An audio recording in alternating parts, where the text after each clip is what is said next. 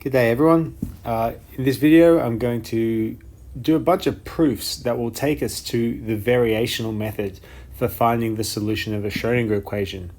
The reason that you have to do that is because often you can't actually solve the Schrödinger equation exactly. And so we need to find approximate methods that work. One of them is perturbation theory, and another one is the variational method. In a future video, I will talk about the actual variational method and how you can use it and how you can apply it. So if you want to skip this proofy stuff, then you can just go straight to that video. But if you're just here because you want to understand where the variational method is coming from, then stay tuned. So the first thing that we're going to need in order to get to our proof of the variational method is we're going to need to take an arbitrary wave function. So we take an arbitrary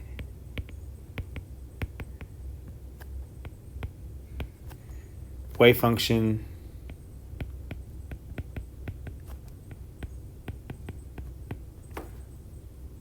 psi, and we'll define an epsilon, which is the expectation value of our Hamiltonian, divided by the norm of the wave function. So it's good at this point to clarify what I mean by arbitrary. Arbitrary here means it can be any wave function at all. It doesn't need to be a solution of the Hamiltonian, but it does need to respect any boundary conditions that we have.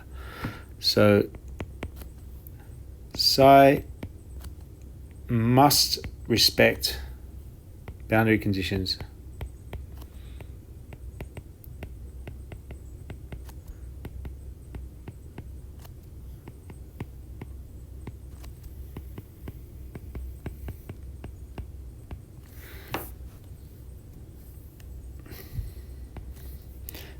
For example, you could say that for a one-dimensional wave function, for example, that it goes to 0 in the limit of x going to infinity. That's one useful boundary conditions which allows us to define the norm. But beyond that, psi can be absolutely anything. And it should be, differentiable and sensible and continuous and all of that stuff as well. Okay. In fact, it doesn't need to be differentiable at all points. Maybe we'll see an example of that later on. But it does need to be continuous, I think. Maybe not even that. Who knows? Okay. I want to make it a little bit more concrete, even though we're going to be going towards proofs. So as a concrete example, I'm going to use a particle in 1D.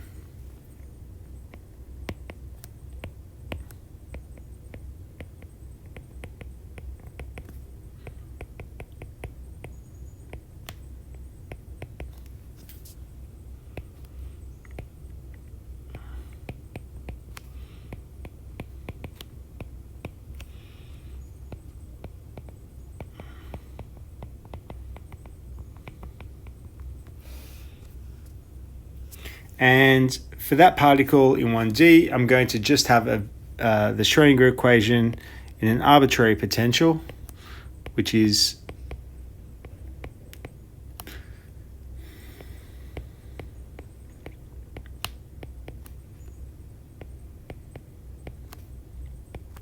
and defined on the full axis, but again, it respects the boundary conditions that the wave function goes to 0 at infinity. So if we have something like this, then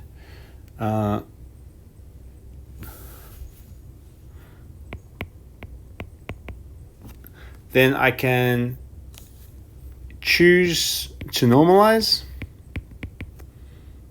my wave function, whatever the wave function is i.e. normalize.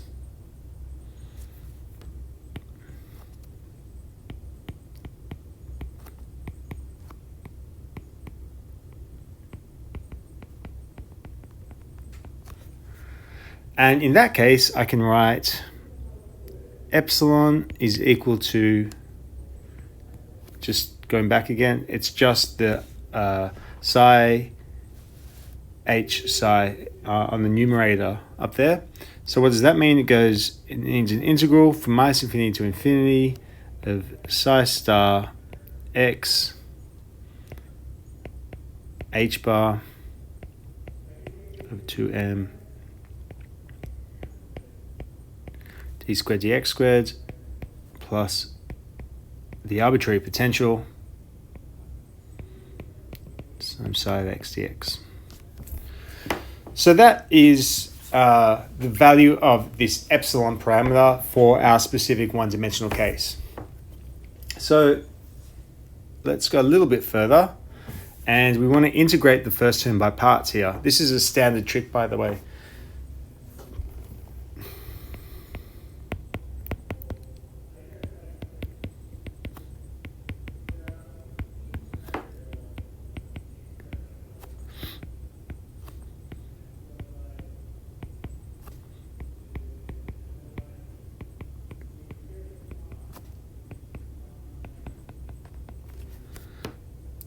How does that work? You take the integral from minus infinity to infinity of psi star x d squared psi dx squared. Don't worry about the h bar squared over 2m, which comes out the front, dx. And so I want to integrate this by parts. That means that I take the first term and I differentiate it. I'll take the second term and I'll integrate it. And that will look like this. So I'll get psi star. So this one doesn't change yet, but I have to integrate the second term, which is just d psi dx minus infinity to infinity minus the integral, standard integration by parts. And now I differentiate the first term, integrate the second term, integrate that. The first term vanishes because of the boundary conditions. Psi goes to 0 at infinity and minus infinity. And so this becomes minus the integral from minus infinity to infinity of the derivative of psi of x squared dx. And so that leads to epsilon is equal to the integral from minus infinity to infinity of h bar squared over 2m. The minus sign of the minus h bar squared over 2m will cancel the minus sign from my integration by parts. I get psi prime of x squared plus u of x times psi of x squared dx. Okay, so that's epsilon for my specific example of the one-dimensional particle in 1D. So now I'm going to say that for my Hamiltonian, that the ground state energy is E naught.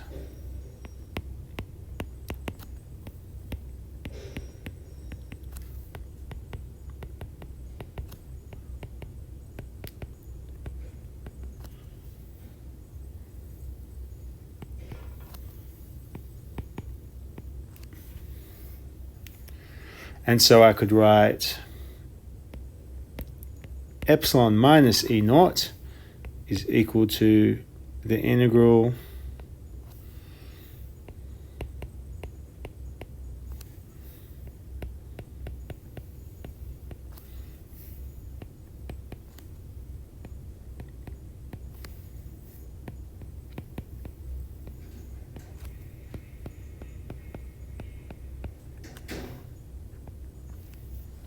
dx. Right. So now I have a expression for epsilon minus E. And what we're going to do now is we're going to show that epsilon minus E naught is always going to be bigger than 0.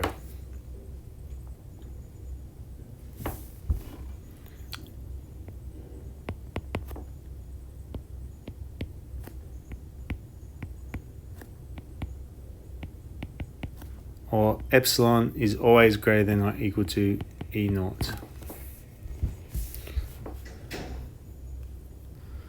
We write a complete set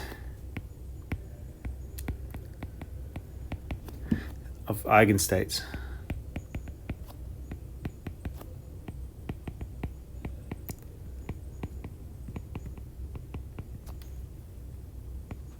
So these are the eigenstates of the Hamiltonian that I wrote down before. H psi n equals E n psi n. And the ground state is n equals 0, and all the other ones are higher. Then, because the eigenstates will form a complete set, then any psi, including my arbitrary wave function psi, can be expressed in terms of them. Oops.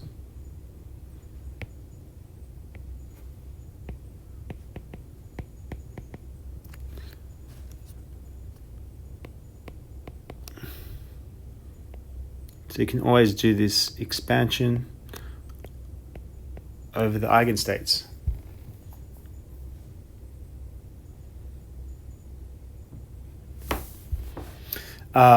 Furthermore, as I said before, psi is normalized.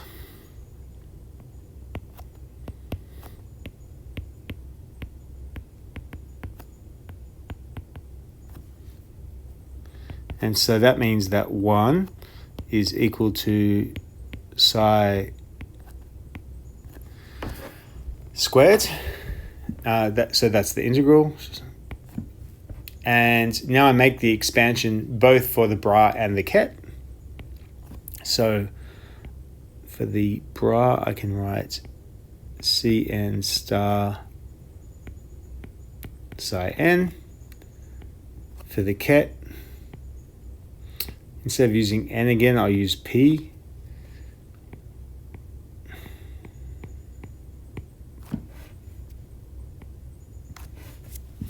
And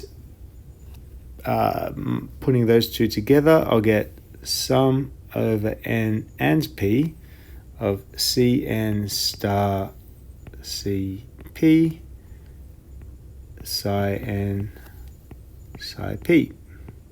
So multiplying those two numbers together. Psi n psi p, because I can choose all of my individual psi n to be orthonormal. So all of the eigenstates psi n can be orthonormal. So then I will write that psi n psi p is just the Kronecker delta function delta np. And so, in other words, all terms are 0 except when n equals p. And when n equals p, I have Cn squared. Okay, so that just shows that the sum of the coefficients Cn squared is equal to 1, which is, of course, what you expect if it's normalized. Okay, then we can write that the ground state energy, E naught, is E naught times my wave function by the norm of the wave function, which is 1. And then I can then say that that is equal to the sum over n of Cn squared times E naught, which is pretty obvious. But now calculate epsilon in exactly the same way. Epsilon is equal to psi h psi, which is the bra, sum over n Cn star psi n. And the ket, I can apply the h to this side of the equation. So I can apply the h to the ket, and I'll get hcp psi p. And because the psi p are the eigenstates, they all satisfy, I can take the h inside this summation and I can always satisfy Cp, Ep, psi p, because they're all eigenstates. And that means that that is equal to, so these are all the terms in these sums are going to be 0 except when n equals p again.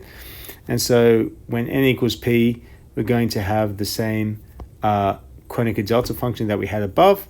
And so this becomes nothing but sum over n of Cn squared, because p equals n, En, because n equals p. But from this, it becomes obvious that En is greater than or equal to E0, because E0 is the ground state, so all the other energies have to be bigger.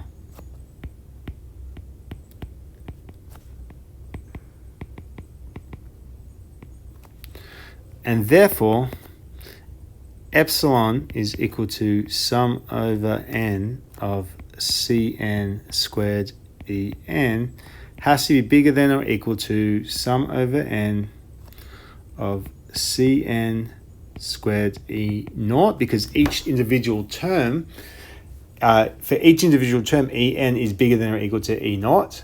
And so that means that the whole sum has to be bigger than on the left-hand side than the right-hand side. But if you look at the right-hand side, that E naught is the same for every term, so I can take it outside and I just have that the second term is equal to E naught. So therefore, for any normalized function psi, I can write E is equal to the expectation value psi h psi, which I sometimes would just write as the expectation value of h, has got to be greater than or equal to E naught. I should put little hats on the h's. Okay, so that's the first part of my proof. I've shown that epsilon is greater than or equal to E naught. The second part is I now need to show that epsilon, I need to take the variation of epsilon minus E naught under a small change in psi. So under a small change in the wave function.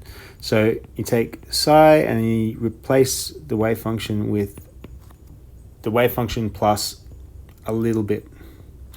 Now this will be quite weird for a lot of you who have not studied, for example, classical mechanics, where you first get introduced to variational calculus. So if you don't understand the next step too much, I just would say don't worry about it too much. But I'm going to do it for those of you who have seen variational calculus a little bit before, or who just want to kind of get a taste of what's going on anyway. So I consider the change in this epsilon minus E naught, and the delta just means some small arbitrary change due to this change in psi. So I wrote down before a expression for epsilon minus E naught, and it looked like this. It was h bar squared over 2m psi prime squared. But now I'm going to write psi prime plus delta psi prime squared. Oh, I already did the d. Plus potential U minus E naught and psi squared. So now it's psi plus delta psi squared. And from this, I have to subtract the previous value. So this is the changed epsilon minus E naught, and now I subtract the old epsilon minus E naught, and that would just leave the change itself. So now I subtract what I had before, h bar squared over 2m psi prime squared plus u minus E naught psi squared.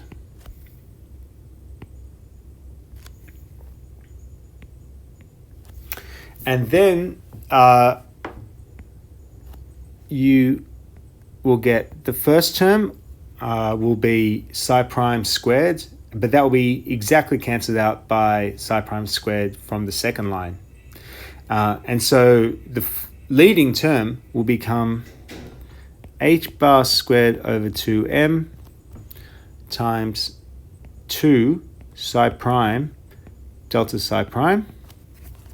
Plus there will be a, and I should put a star on that. Plus there will be a term which is delta psi prime squared. But since delta psi is small, delta psi squared is very small, and so we can neglect it.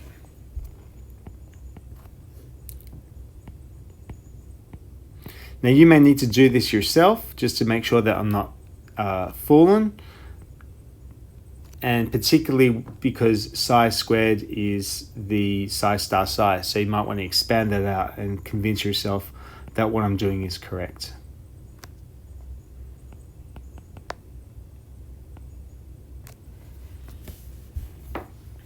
So in that last line, I have used those two points that I already said.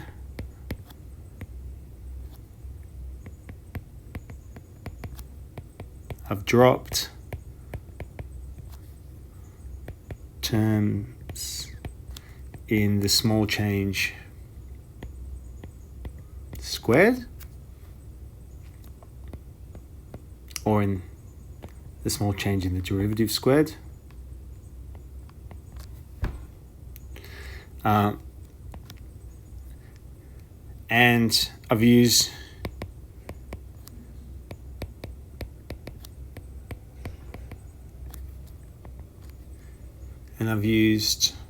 that the integral of psi star delta psi dx is equal to the integral of, careful now, of delta psi star psi dx star. So using that relationship, you can get to the second line. So that's just if you want to clean up the absolute values squared stuff. So basically I ended up with this line, and I've now want to use integration by parts again.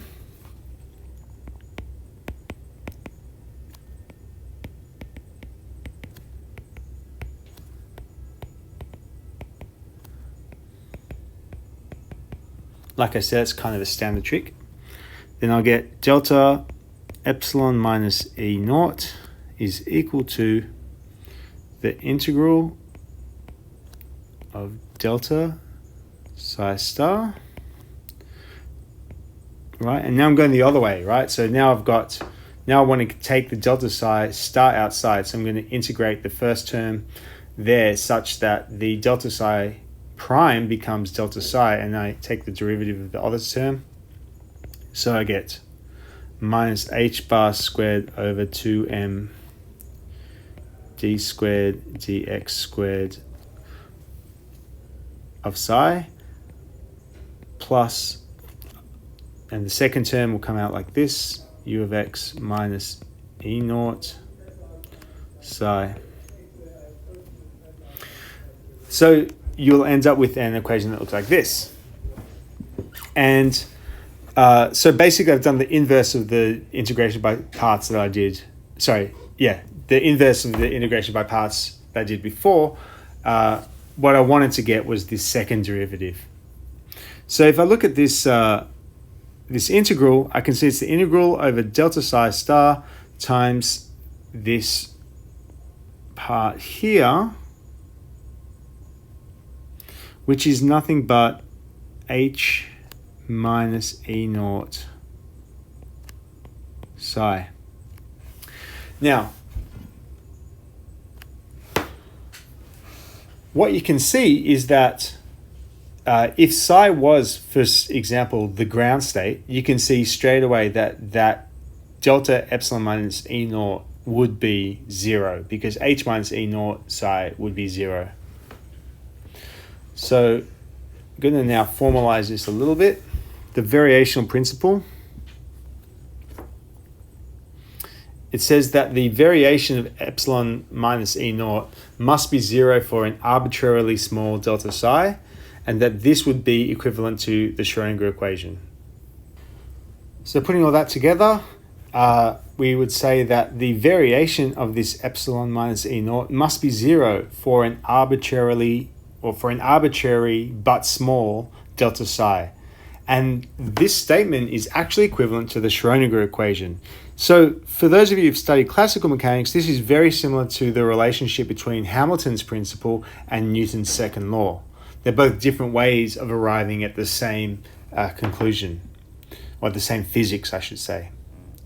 When delta epsilon minus E naught equals 0, then the functional that I show here, above here, that will have an extremum. It'll be a minimum, a maximum, or a saddle. And in some sophisticated Hamiltonians, it may actually be possible to find the absolute minimum of epsilon rather than solving the Schrödinger equation. So in other words, even though you can't directly solve the Schrödinger equation, you may be able to find the minimum of epsilon and solve the problem that way. So the next thing I'm going to do is show the approximation that's based on the variational method, but I'm going to leave that for another video.